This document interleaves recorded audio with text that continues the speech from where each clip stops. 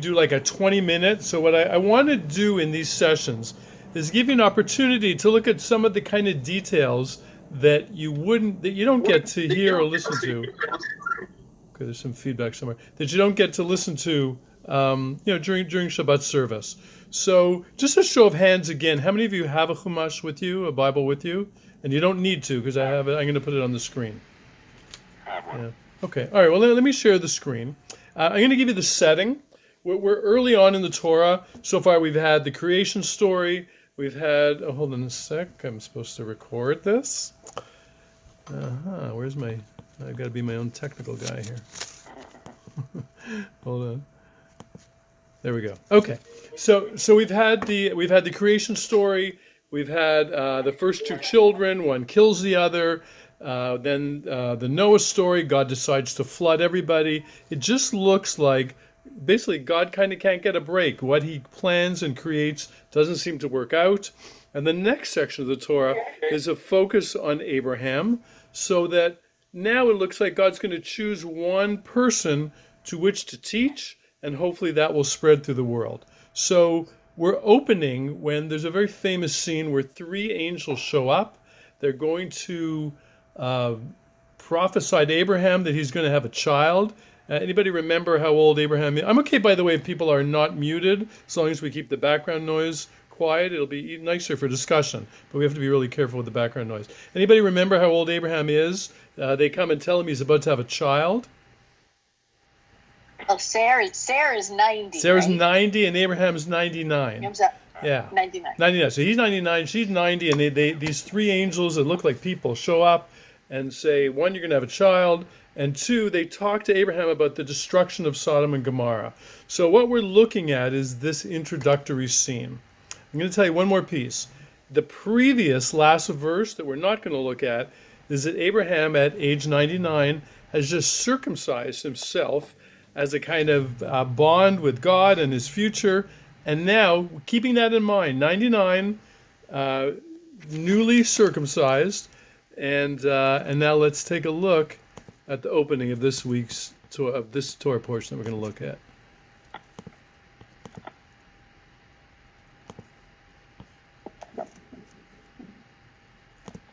All right, can you see the text on the screen? Yes. Yeah, okay, great. Okay, so I've got Hebrew and English. We're going to look at 4 different verses here. So, Vayarei Lav Adonai be'elenei Mamre, the Lord appeared to him, to Abraham, at the trees were the marking spot, the tabernates of Mamre. He's sitting at the entrance of the tent as the day grew hot. So, the rabbis are all over any kind of extra words in the Torah. And so the first thing they want to know is, why do we have to know where Abraham's sitting? And why do we have to know what the weather is? Arthur just made a joke about in Florida. It's all they talk about is the weather. What does the Torah need to talk about the weather report at the Eilonei Mamre, at the tents of Mamre? Okay, so again, the setting is he's 99. He's just had surgery, and he's sitting at the gate of his tent. So here are what we call midrash, which are extra stories that the rabbis tell that are not in the Bible. Because you can see that the Bible is very terse. So one of the things that the rabbis talk about, is the kind of tent that Abraham had. He would set himself at a crossroads and have a flap that opened in all 4 directions of his tent, so that he could be at a crossroads and see any strangers coming from any direction traveling through the desert. So that's our given. So when you see at the entrance of the tent, given that those are the stories about Abraham, okay, I'm gonna unshare for a second, then we'll share it right back. Okay, so we know that Abraham is hospitable. That's what he's known for. We know he has a tent with flaps that open to every direction because he wants to bring guests into his home. So what's the surprise factor? Why would the Torah tell us that he's in his usual place looking out from his tent for strangers to come? Why would that be significant, given that the last verse we know is that at age 99 he's just had surgery? What do you think about this 99-year-old man who's had surgery, who's at his usual post looking for guests? And I'm gonna suggest people just stay off of mute. I mean, just unmute yourselves, and that way you can make comments. As long as the background noise stays down, we're He's good. uncomfortable, and yet he's uncomfortable, yet he's still thinking about other people. Yeah. Okay. So this is really our first view of Abraham. So that's really significant. He's out there for the bigger picture. Okay, anybody else? 99 surgery. He's at his usual post. He What? wants to show his belief in God, Hashem, Okay. and that the age coupled with the fact that he was circumcised, he gets to show his devotion to others. And Yeah. Yeah. So he's really an exemplary. That's good. So he's showing his devotion. He's showing his sense of belief. Do you know? I mentioned to a few of you. Rabbi Lord Jonathan Sachs, who just passed away this week. He was the chief rabbi of the British Commonwealth. So he had cancer. And he had cancer in his 30s and in his 50s, and then now in his 70s, he just passed away. But recently, he was asked, why didn't you write about it? A lot of rabbis write about their illnesses and how it impacts them. So Judy's comment reminded me. He made a statement to a reporter. He said, to me, it was just a question of faith. I took my treatments and I prayed, but every day I said to God, if you need me here for more of a purpose and there are things for me to do here, then the treatments will work. If it's time for me to come home, then I'm ready to come home. He says, so every day I entered with that sense of calm and that sense of faith that whatever was going to happen, I was in hands that were beyond my own hands. I was in the hands from God. And if I meant to go home, I'm going home. And if I meant to be here, I'll stay here. So Judy kind of conjures up that same kind of image. Here's Abraham at 99 with that same kind of, I'm here to better the world to total strangers. And there's no reason, if I'm able to not continue in that piece. Okay. Now the next piece in the verse was he's at the gate, he's at the crossroads, and then it says it's hot. Okay? What do you picture a man who's just had surgery and it's hot? Is this a comfortable thing, an uncomfortable thing? So uncomfortable. Yeah, so uncomfortable, of course. So one thing we could say logically is, well, the flap of the tents may be kind of shaded. But the rabbis have a really beautiful midrash that God knew his, you know the expression, I know my customer, I know who I'm dealing with? God knew his customer. He knew that Abraham, even though he just had surgery, even though he's 99, would probably position himself at the door, looking to help people. And so in the rabbinic mind, God purposely created the hottest day possible so that strangers wouldn't be walking around. He wanted to do anything to give Abraham kind of a leg up, knowing how hard he was going to try to help people, that if it's really hot, nobody will be walking on the roads, and Abraham will have a kind of easier convalescence. All right, so let me go back to the shared page. And with these things in mind, now let's reread the verse. And the rabbis assume that we know these stories about Abraham when we're looking at the text. So now you do. So, all right, here we go. Okay, we're going to share the screen again. So now our opening verse, which looks fairly innocent, really has a lot of information in it. Vayarei Lev, God appears to him at this spot. He's sitting at the tent, at the doorway of a tent. So we know that's his trademark place. We know that he's been ill. We know he's had surgery. We know his age. And we know that this is a model of what you can do if you will it in yourself. This isn't just, by the way, here's where the man's sitting. This is a very significant teaching. And then the second piece, Kachom Hayom, that's a teaching not only about Abraham, but about God.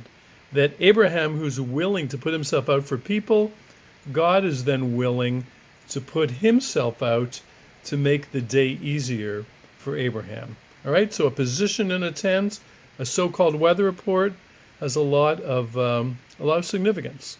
All right. He looks up, and here he sees three men coming towards him. And he looks, he runs to greet them. Again, mipetach ha'otel, it's stressing for us that he's at that flap of the tent. And he bows to these strangers. Okay, let's read again. So he looks up, he lifts his eyes, and there are three men, and he looks and runs. Okay, let me unshare the screen. Stop share. There we go. Okay, so again, why do you think the Torah goes out of its way to give us a verb? Who cares if he ran or he walked? Why do we want to know that this 99-year-old man convalescing sees three strangers, and then the verb is he ran to greet them? He doesn't know them. It shows what kind of person he is. I mean, to run 99 and in pain. I mean, I've never experienced this personally, but to be circumcised as an adult, Yeah. I understand is supposed to be such very, very bad pain. So for him to run is putting everybody else more important than him and his pain. You know, when he's running, he's in pain. Yeah. So, showing what kind of person he is. Ellen, was it your mother or your grandmother who used to say, "I love you with all my heart"? Was that your mom? Heart and soul. Yes, yeah, heart and soul. Yeah. So this is a man full of heart and soul. He's not only looking to help you. He was a very wealthy man. He had servants who could have run out to get them. He gets up and runs. Okay, and he runs from the flap. And now I'm going to share the screen again. And there's something that's truly significant that we haven't even really looked at. Okay, I'm going to go back to the first verse. The Lord appeared to Abraham. That's our first verse. Okay? The second verse, he looks up, he sees three men, and he runs towards him. All right, I'm going to unshare the screen so we can speak with each other. Who's visiting Abraham? The opening line. God appears to Abraham. Okay? He's having a divine visit, whatever that means. You know, we don't know what it means that God appears. He's having a visitation with God. I want you to picture yourself, whatever that means, if you felt that God was in your living room and three strangers, you look out the window and there's three strangers walking down your street, would it occur even in a glimmer to you to say, "Sorry, God, I got something to look after"? Anybody? It's important to be kind to the stranger. Absolutely. And I think that's the point here. That it's so important that in a Jewish text, you walk out of an audience with God to look after three humans that you see. Well, he thinks they're humans. Okay? But while you're having your time with God, and three men appear, isn't there a part of you that might be saying, "Oh, God is sending these three people"? That's another theory. Yeah, that could be, and maybe that's another implication. That if you're in a state of mind where you're connected to God, which, you don't have to have a visitation to be connected to God. You can go for a walk in the forest. You can be on a Zoom call. If you're mindful and connected with God, any moment could be that. And then maybe anything, like Ellen said, anything that's unfolding could be part of your visitation with God. I like that. Anybody else? I was thinking if God were in my house, I wouldn't go out to greet lesser beings. And I think there's something about the relationship between Abraham and other human beings that in some ways takes precedence over a relationship with God. That would be holier in some way. Yeah. And I think that's another implication here. Imagine an opening text. This is really where we meet Abraham. That he, again, the age, the running to go help. But just as you've said, in his list of priorities, you got three human beings. You say, "Excuse me" to God. There's a great saying in the Talmud. If you're planting a tree and somebody comes and tells you the Messiah has arrived, and then there's a pause, it says, "Finish your planting and then go check." I mean, it's such a Jewish thing. We're part of the real world. We got to do what we got to do. Planting is in improving the world. Finish your planting, and then go check if the Messiah really came.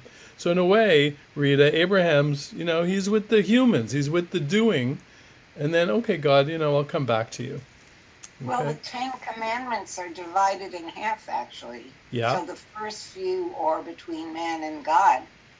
But the last ones are all between man and man. Yeah, and all of us, I'm sure you all know that on Yom Kippur, when we're praying for forgiveness, You can't pray to God for forgiveness for something you've done to another human being.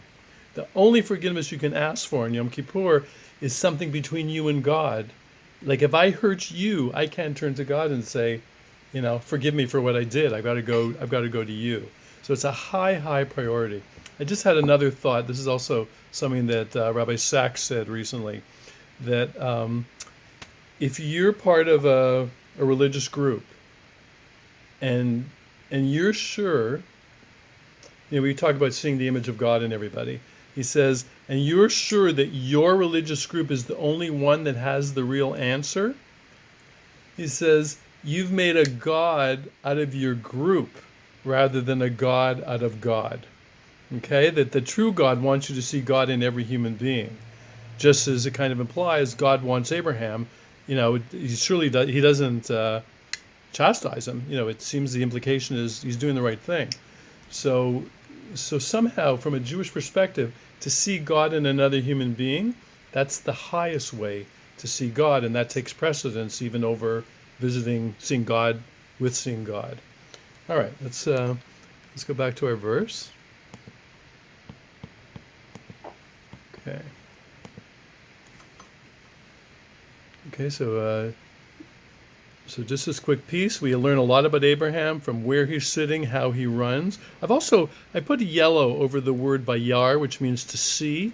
You'll notice that the seeing, he saw, he looked up, appears over and over. And there seems to be an implication in the text that how you see things is also part of Abraham's teaching.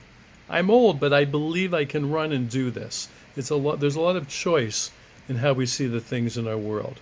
Okay, so he runs up to these three, and he says, "My Lord, please me, don't go past your servant. Take a little bit of water be brought." And then he goes on, "Bathe your feet, recline under the tree." And if we go down to the next verse, "Let me fetch a morsel of bread that you'll refresh yourself." And then, seeing that you've come your servant's way, and they say, "Go ahead." There's a lot in these verses that I put into red. He ends up serving them an entire meal, but what does he say to them? Take a little water. What's so important is how we invite people into our world. You ask people to come in for a meal, they might turn you down. Come in for a bit of water, who's going to say no to water? So I think that's no accident. The English, I put a Hebrew phrase here in italics because there's something lost in the English. He says, let's see, "Let me fetch a morsel of bread that you may refresh yourself." The Hebrew, "Sa'adu libchem," means that you treat your heart, which kind of brings us back to that phrase with Ellen's mother and grandmother, like you do with your whole heart, your whole soul. Everything about Abraham is to just do everything as fully as possible. And then this last phrase I'm going to unshare in a second. "Seeing that you have come your servant's way." The Hebrew literally means don't pass by, because that's the reason you passed here, is for me to be able to bring you in. All right, so Abraham sees a couple of strangers. To some people, might be a couple of strangers. To him, his purpose is just walk down the road. He says, that's why you came here. And I'm going to throw this question out. How would your day change if every single person that you crossed that day, something in your mind said, I think there's a reason that we're interacting. This is not happenstance. How would that change your outlook as you pass through your day, that nothing was seen as accidental, that each thing was, this may be part of a larger purpose? Anybody? Becomes a full-time job. Becomes a full-time job. Okay. Could be. Yeah. Yeah, it's like a lot of responsibility. If you think everything has a purpose, it'd be like, well, what am I supposed to get out of this? And I don't know that life would feel as if it was moving as smoothly if that had to be part of the thought process with everything that was happening all the time. Okay.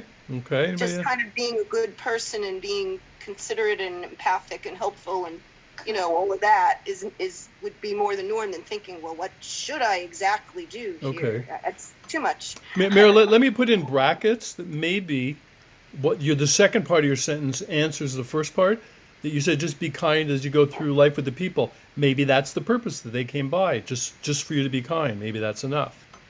That's a possibility. Anybody else? So how would your day change or your life change if you saw each thing as purposeful that was coming by? Or it had a potential to be purposeful. Maybe that's a little easier. In my neighborhood in Hollis Hills, it's a beautiful place to walk. Uh-huh. You take a walk and you have your mask on, or you put your mask on when someone comes towards you. Right. And somebody voluntarily moves to the street and somebody's on the sidewalk. And everybody waves at each other. I don't know any of these people. I don't know one of them. But everybody waves. Yeah. And you can imagine them smiling. And you feel a little bit better that, gee, this is my whole day walking around with a mask on. Right, You know? right. And so are all those other people. And how easy to do that little wave, and what a difference it makes you. Anybody else? Okay. All right. I want to look at one more thing. You know, it's like what can we squeeze into 20 minutes? It's like the fun is okay. It's a 20-minute piece. The challenge is what can we? What say again? What was that? The challenge is it's a 20-minute piece. Exactly. Yeah.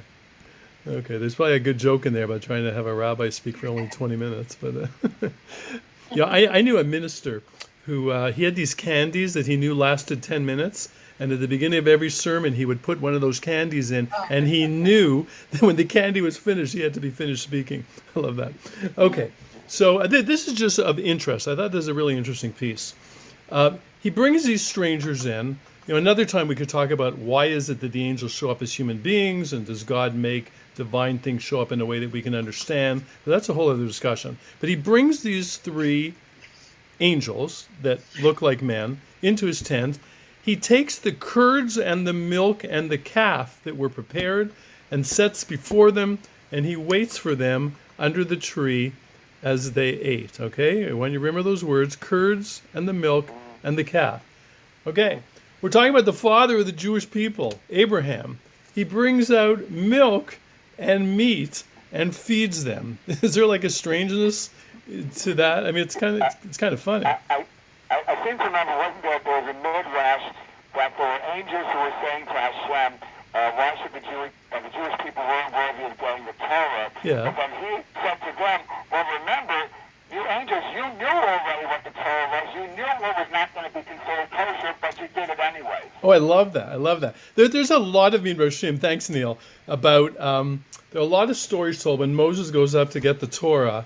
And the angels fight with God and say, don't give this Torah away. It's supposed to be up in heaven with us. And in one story, Moses finally says to the angels, have any of you lied? And they say, no. Have any of you killed anybody? No. Have any of you stolen? No. Moses turns to God, and then God says to the angels, you don't need a Torah.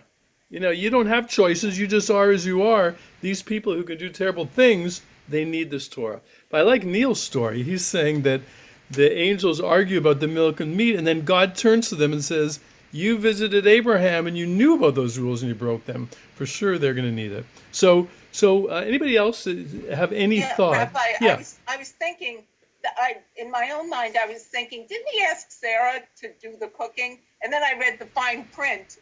Yeah. I had to focus in on it. And it's true. He did. He asked Sarah to do all the work, and he had a servant boy. Yeah, that's right. Yeah, he was a very wealthy man. Yeah, and he's got everybody running but here around. he's being so gracious to everybody else, but Right. who's doing the work here? That's also funny. I'm just Yeah. pointing that out. Yeah. Okay. All right. Any other thoughts on the meat and the milk? Because the rabbis, people tussle with it. Well, the milk comes before the meat. Okay, so that's always one explanation. More acceptable, right? Yeah, so that's one explanation given. If you look at the wording, it's the milk followed by the meat. Another historical response is that the Bible is not, the Torah is Sinai is many, many years later. It's at least, we're talking at least another 500-600 years. Abraham's 500-600 years before the giving of the Bible at Mount Sinai. So, the patriarchs and matriarchs predate all the giving of Jewish law. But I just wanted to throw that one in because it's always an interesting tidbit for that story. So I want to It's also a complete meal. It's a complete meal. Yeah. With his proteins and his dairy and Right. his carbohydrate, because we have the bread. Right. Which, we're saying is kind of cute, but it would also fit with the fullness with which Abraham did everything. Yeah.